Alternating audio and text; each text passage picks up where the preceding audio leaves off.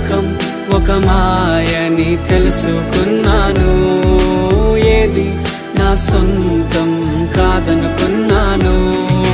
తప్పిపోయిన కుమారుని నేనైతే నా కొరకై నిరీక్షించే తండ్రి నా యేసు.